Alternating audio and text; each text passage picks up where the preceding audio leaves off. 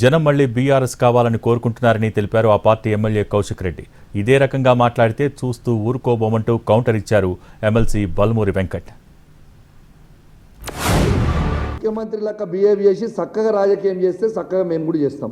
నీ నోటికి వచ్చినట్టు పర్సనల్ విషయాలు పర్సనల్గా ఉన్నా లేకున్నా ఉండని మేము కేటీఆర్ గారి మీద బురద ఊస్తాం, మేము కేటీఆర్ గారి మీద బద్నాం చేస్తామంటే ఈడు ఊకునేటోడు ఎవ్వడు లేడు.